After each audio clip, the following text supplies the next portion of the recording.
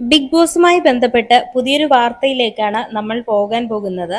അങ്ങനെ big boss ഹൗസിലേക്ക് ഗബ്രിയുടെ re entry വരാൻ പോവുകയാണ്. കാരണം ബിഗ് ബോസ് ലൈവ് കണ്ടിരിക്കാൻ മാത്രമുള്ള ഒരു കണ്ടന്റ് ഇപ്പോൾ അതിലില്ല. അതുകൊണ്ട് തന്നെ പലരും ബിഗ് ബോസ് ലൈവ് കാണുന്നത് നിർത്തിയിരിക്കുകയാണ്.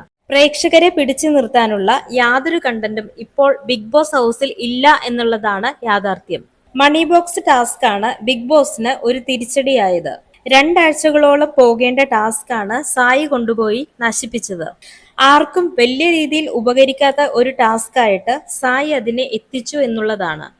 ബിഗ് ബോസിനെയും കണ്ടസ്റ്റൻസിനെയും ഒരുപോലെ പറ്റിച്ച് മണി ബോക്സ് കൊണ്ടുപോയപ്പോൾ ബിഗ് ബോസിന്റെ വലിയൊരു പ്ലാനാണ് അവിടെ തകർന്നു വീണത്.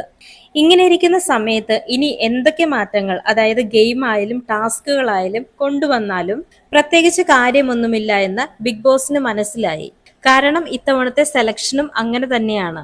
ലോകത്തുള്ള സകല മരവാഴകളെയും പിടിച്ച് അകത്തിട്ട അവസ്ഥയാണ് ബിഗ് ബോസിന്റേത്.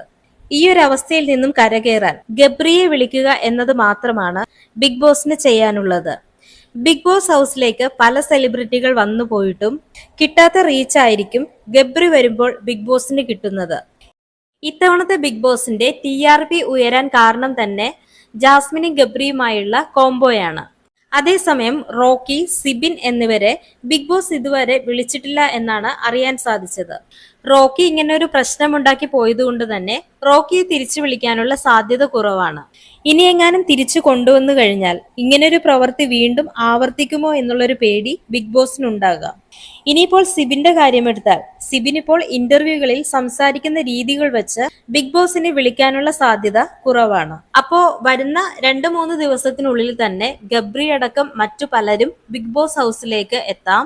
അങ്ങനെയാണെങ്കിൽ ജാസ്മിനും ഗബ്രിയും തമ്മിലുള്ള സംസാരം കേൾക്കാനായിരിക്കും പലരും കാത്തിരിക്കുന്നത്. ബിഗ് ബോസ് റിലേറ്റഡ് ആയിട്ടുള്ള കൂടുതൽ അപ്ഡേറ്റ്സുകൾക്കായി ഈ ചാനൽ സബ്സ്ക്രൈബ് ചെയ്യൂ.